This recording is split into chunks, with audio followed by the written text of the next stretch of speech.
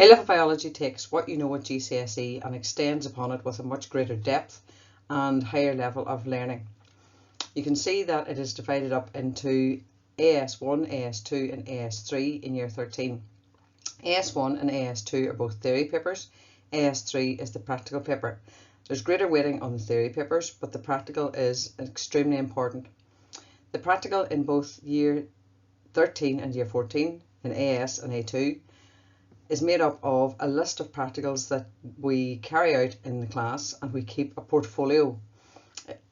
It's also coupled with a practical exam that you sit in the exam period.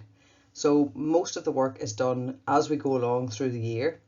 We record results, we analyse results, we carry out the practicals, and there is a list of compulsory practicals, and then the exam is based on these practicals that we've carried out. We keep the portfolio and it is marked and contributes towards your final 25% of AS. I've included here a link to the SIA website where this will take you to the student guide, and the student guide outlines in more detail the content of each of the different AS and A2 modules. The most important thing about AS1, Molecules and Cells, this module contains the basis material for everything in the rest of AS and A2.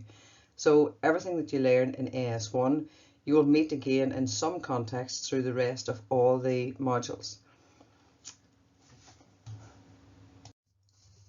In order to study A-level biology, we require that you have a B at GCSE. Now this means a B in the biology component of your double award science. Overall, we would like that you have an AB in your double award, as you require a good general science background. There's some chemistry that's involved in A-level biology, so you need to be competent in your chemistry. We don't set a grade for your chemistry, but an AB in double award overall would suggest that you have a good, strong scientific background.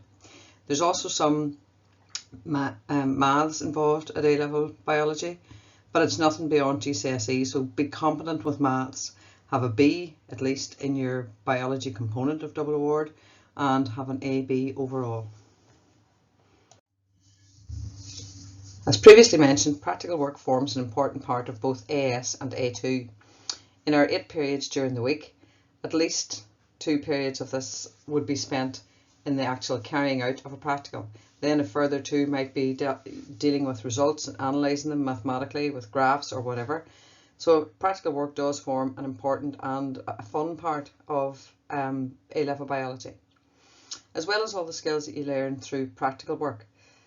Biology provides a good opportunity to keep your literacy and your numeracy going through your subjects.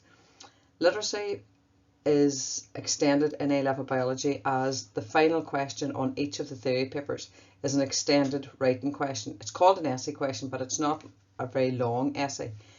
At AS it's worth 15 marks, at A2 it is worth 18 marks, and the title of the essay is broken down to give you guidance, so it's nothing, it's nothing to scare you or anything, but it is a good opportunity to keep your literacy skills going.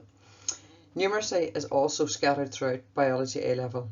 We're constantly having to analyse results, and that may be in the forms of graphs, working out percentages, just using formula, but it doesn't require anything beyond what you know at GCSE. It is all based on GCSE mathematics, nothing more extended than that.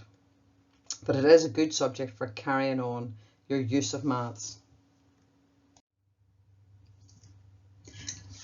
Many third level courses require that you have a science subject, and biology certainly fits the bill for that. If you're not happy with physics or chemistry and you just want a science to cover you, then biology is a good one to have.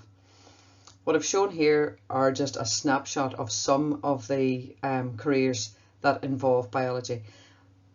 It is such a wide-ranging subject. You learn so many things that are applicable to such a wide range. The most obvious ones are the allied health professions, medicine, optometry, dentistry, physio, occupational therapy. All these are all clubbed together, and they all require or advise you to have biology. There are some that require biology, there are some that require just a science. But there are so many more. When you start doing research on subjects, so many subjects are linked in with biology, so it is a good wide-ranging general science to choose.